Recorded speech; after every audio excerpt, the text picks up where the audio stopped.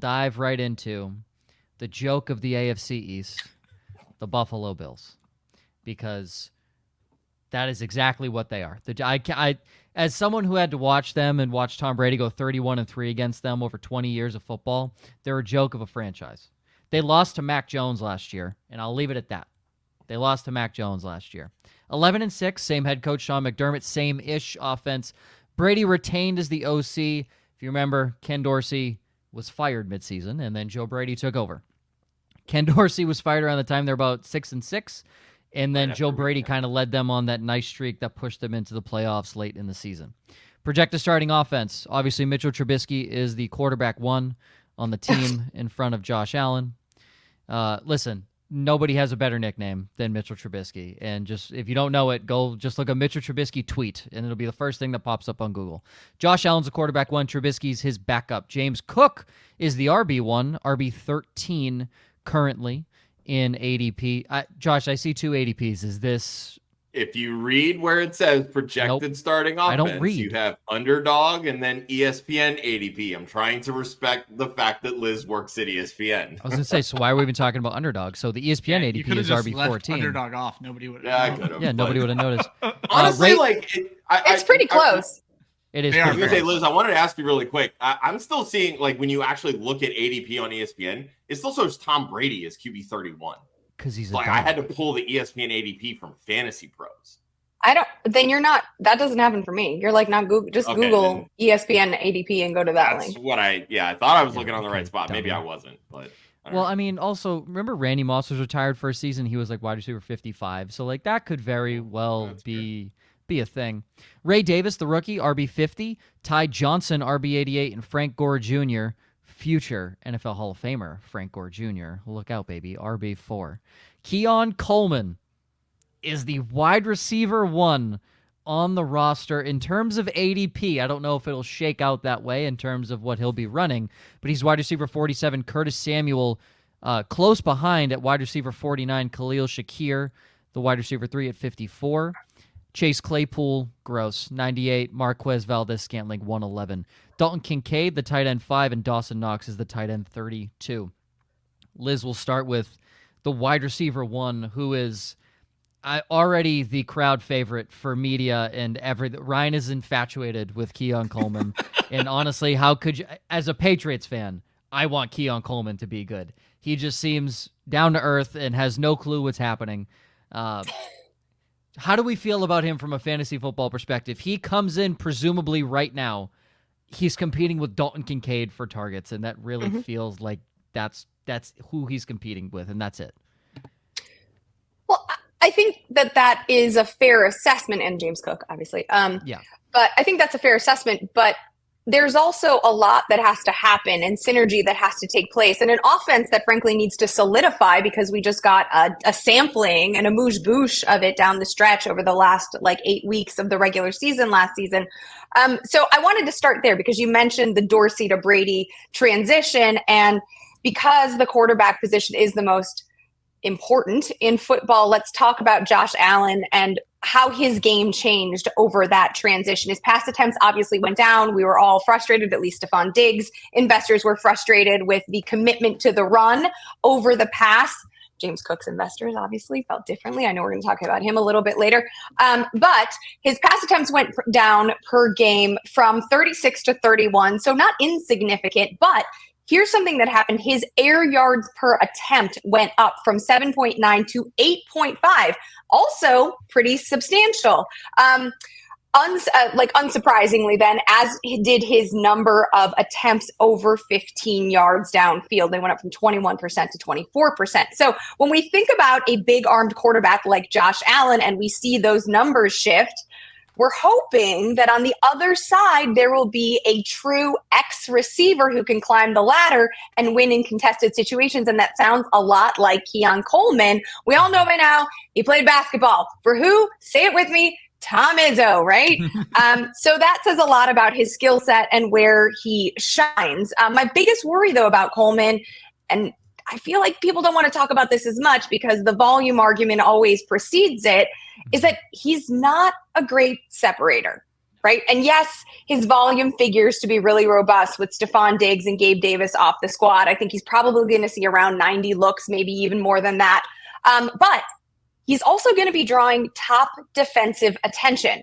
Last time I checked, the Dolphins had a pretty good defense. Rod Mayo, pretty good defensive-minded coach coming to New England as well. I wouldn't be surprised, therefore, if Coleman, particularly from an efficiency standpoint, had a slow start. I think he could flirt with 7 touchdowns. I like him as a top 50 wide receiver, and I think he's a fine 10th round investment, but I do have him behind Rome Odunze and Ladd McConkey in that second tier of rookie wide receivers.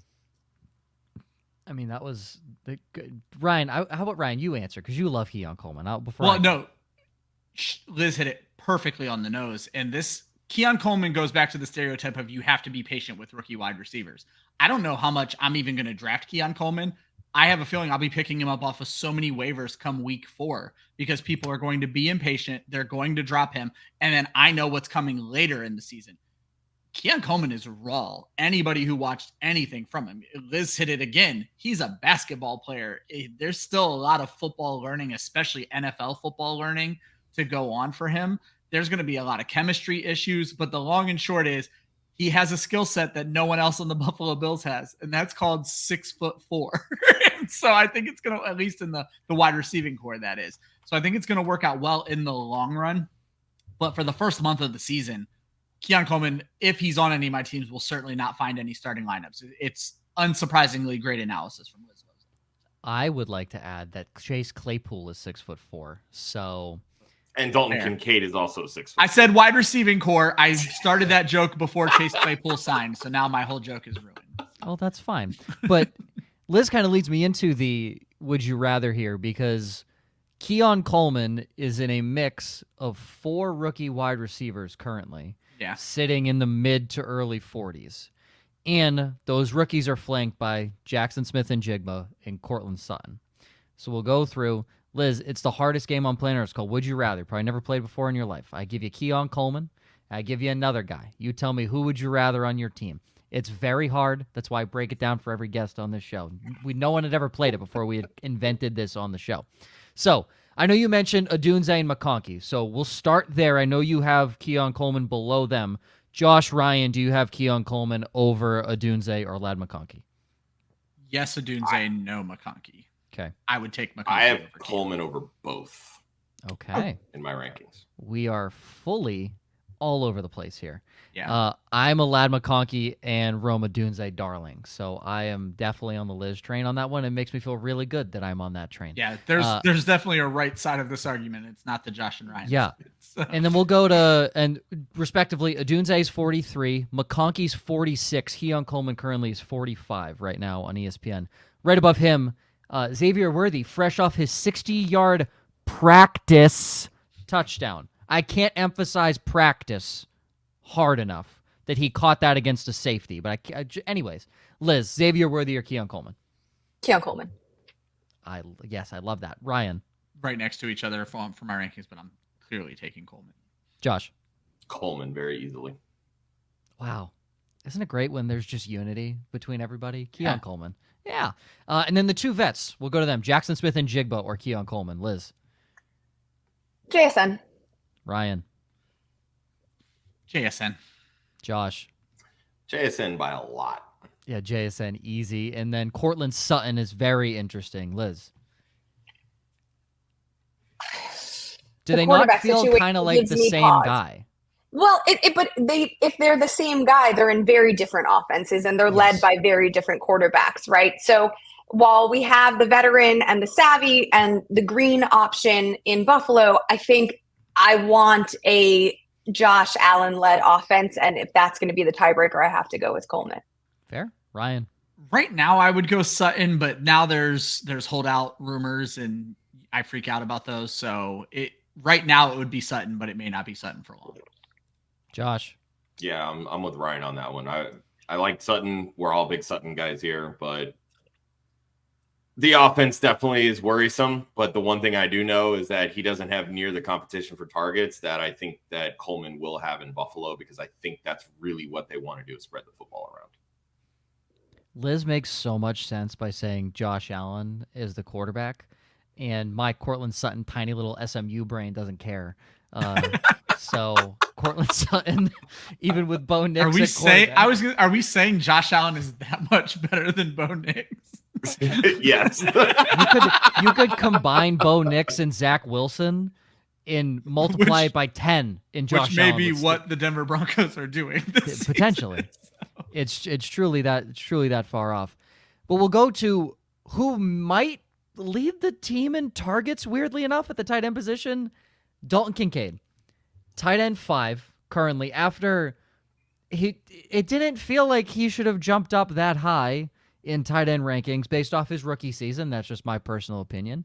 And he is kind of at the back end of what you would call the top tier of fantasy football tight ends. Is he worth the tight end 5 investment, which seems to be that death sentence of mid-range tight ends, Josh? So I just went through, finished up my projections after tweaking. He ended up as my tight end 2. And a lot of that is because there is not a defined wide receiver 1 on this team. He is the guy probably outside of James Cook that has the most rapport with Josh Allen. He garnered 91 targets last year and was completely underutilized. When you look at what he did at Utah, 13.2 yards per reception and 14 touchdowns in 3 years, he had 9.2 yards per reception and 2 touchdowns last year. There's no way that you can look at what he did in college and say that last year was the new norm for Dalton Kincaid. He's 6'4", 240. He runs predominantly out of the slot and out wide. He is a mismatch for defenses. They're going to spread the football around, and I 100% I'm fine with that because they don't have that, 8 target, 9, 10 target per game wide receiver like they had with Stephon Diggs this year. That's out the window now. Nobody between Khalil Shakir, Curtis Samuel, James Cook, and Keon Coleman are going to command those level of targets. So even if you're providing, say, 6 targets a game for Dalton Kincaid, that puts him right on the doorstep of 100 targets for a season. If you get him over that 10 yards per reception number, which he should very easily do when you consider his size and speed and mismatches that he's likely to face, those are all numbers that you want to see from a tight end. Last year, there was one tight end that scored more than 10 touchdowns. Everybody else had 6 or less. The sky's the limit. If he gets 80 catches, 800 plus yards, those are top 3 tight end numbers right there. It's all right there in the writing. And he has a guy at Josh Allen at quarterback who is not afraid to throw the football and has multiple 4,000 plus yard seasons on his resume. Give me all the Dalton Kincaid at that price. I would much rather have him over Sam Laporta, which we'll get to shortly. Liz, anything on Kincaid? Interestingly, I just I had an article just go live, my top 6 breakouts for the 2024 season, and Dalton Kincaid made the list as my top tight end ready to break out. I love him. Obviously, he was drafted to be the team's flex, right? He's a great weapon out of the slot. There were some questions at the top of the season with Dawson Knox also on the roster, but this was the stat that stuck out to me the most. Obviously, when Knox was sidelined, we saw Kincaid have a massive boost in the middle of the season, right? And yes, his oh my gosh, hold on. I'm like getting something's in my ear. I've like turned something on. Hold on. Jeopardy music queuing. I don't know what's going on. There's like what's happening? There we go. I'll comment on it. So that middle of the season Liz is talking about is week 7 to week 10 pretty much. Is Kincaid 15, 17, 16, and 16. His biggest pop game was 10 for 81 against Cincy, and that was flanked by 2 5-reception games, each with a touchdown. So when Knox was out, he was the guy. Right. Am I back on? You're here. Yep. Okay. I didn't go away. All right. So I looked at the routes run, though, because Kincaid – so, yes, his targets, Kincaid's did drop after Knox returned, but Kincaid's routes run remained static. They averaged out to about 26 per game, but Knox's dropped from 23 routes per game in weeks 1 to 7 to 10 per game from weeks 14 to 18. That means Joe Brady has anointed Kincaid as the pass-catching tight end. Then, of course, we add in the the vacated targets by the exits of Davis and Diggs. And now I agree with Josh. He's flirting with triple digits potentially. Yeah, I have him at, when I did my projections, I have him currently leading the Bills in targets with 111, and I have Coleman at 102. So, I mean, it's not like they're super far off, but again, like you look at just going back to college, like his yards per route run in college was 2.36. Last year with Buffalo was 1.5. They completely misutilized him last year. So I fully expect that to take a bump towards the positive this year. And especially when you factor in the positive touchdown regression, the sky's the limit for Dalton Kincaid. Ryan, our resident tight end guy.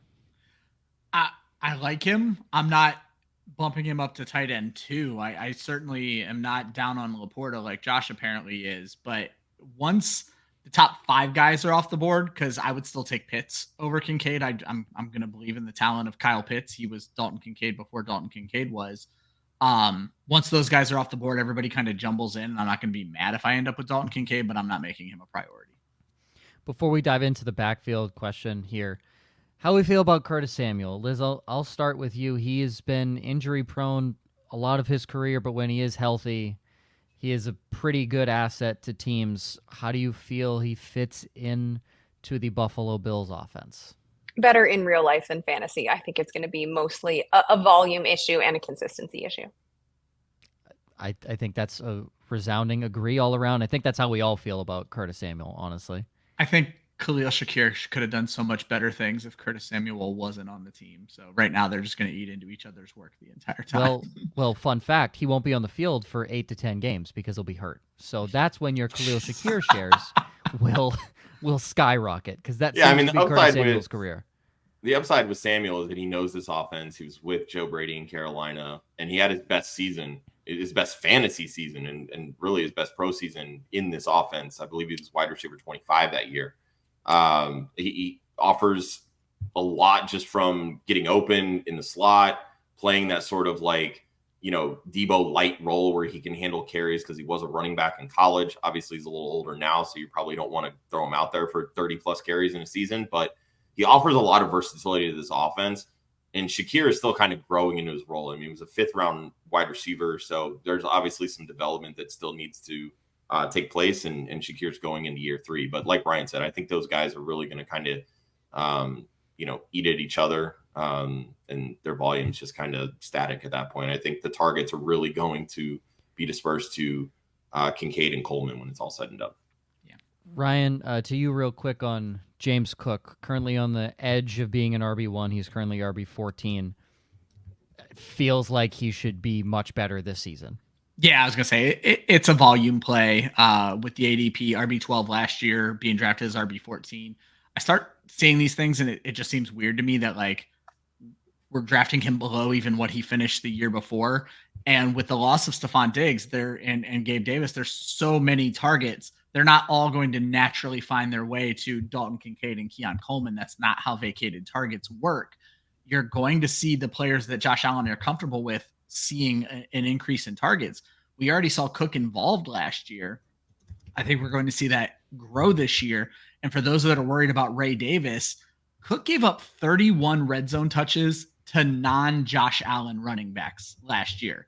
There's still plenty of work for Ray Davis to come in here and steal, and even Frank Gore Jr. to come in and steal, and James Cook to be volume-wise the same guy last year. We just need to see him score more touchdowns. He was still the RB12 last year with 2 rushing touchdowns. So I think his already involvement in the passing game, and then what I found very interesting, his first 4 games with Joe Brady, 24 points per game and was the RB4. His opportunity share increased 5% during that span. Joe Brady knows how to use this guy. And Ray Davis will probably get those goal line. I think they wanted Damian Harris to be that guy before he got hurt. Yeah. Ray Davis is he's not taller. He's just thicker. He's a thick boy that will probably come in on the goal line. And also, Josh Allen's going to be that rushing threat inside the red zone anyway. So the rushing touchdowns for James Cook is not the worry. He should have plenty of work inside. I do want to throw in before we move on. So many people watching on Twitter right now. If you guys want to click that link, jump over to YouTube, hit the subscribe button. I know Liz is a great guest. We always have great guests. We're live every Wednesday night. Hit the damn subscribe button, people. Thank you, Ryan. I have a question for you, Ryan. What would you project in terms of carries, expected carries per week for James Cook? Per week? That's going to take some quick Per math game. for me. I have him at Well, 236 on the No, season. forget your projections. Forget your stat sheets. Tell me how you watch enough of this game. You don't need to rely on your notes that heavily. I believe in you. Tell me how many carries per game you would. Are we talking 11 to 13, 12 to 15? 13 to 15. Well, he averaged 13.9 last year. Yeah, so that's a crazy guess. I'm not worried about the volume. You have to be worried about the touchdowns. But what I'm expecting to see is more involvement in the passing game. I think Cook is a good enough pass catcher, and certainly the best pass catcher in their backfield right now, that we could start to see him approach 65, 75, even 85 targets with all these vacated targets right now. Ray Yeah, Davis. I mean, I have him even bumping up to 5 rushing touchdowns. He's a top 10 running back for me, and he was a fringe RB1 last year. So, the thing you love about James Cook is the efficiency, and when you have a quarterback like Josh Allen who can do what he can do with his legs, that always makes a running back's job easier, and that's exactly what's happening for James Cook. But he only had 2 rushing touchdowns last year. That's why everybody, I feel like, is just kind of down on him. But I mean, you give him double that, and it's a full-on RB1 season. So I'm all on board. Best bets to wrap it up. I'm gonna flip it and start at the bottom. Ryan, you have the Bills to score 1 rushing touchdown in every game. That's plus 7,000 on FanDuel. It's interesting with these. I like it when I see these with teams that have run-first quarterbacks. I'm like, if any team can pull it off, it's the Bills. It's another team we're going to talk about on today's show. And so I was like, I like it for plus 7,500. Sure. Josh, you have Keon Coleman to Offensive Rookie of the Year using ESPN bet at plus 2,200. That's how I hedged my bet on Dalton Kincaid as tight end too. Pick Keon Coleman to win Rookie of the Year. Sure. And Liz, you're not taking this, but you want to talk about it. Josh Allen to record 750 plus rushing yards. Yeah, I think I did not follow the rules when it came. I did for the rest of the show, but for this exercise, obviously I like to look at the lines as tools to inform for fantasy. And I really found it interesting that like 750 was the line, because Josh Allen previous to last year had regularly eclipsed this line. And so I think it's just the knee jerk that everyone expects 750 rushing yards out of him.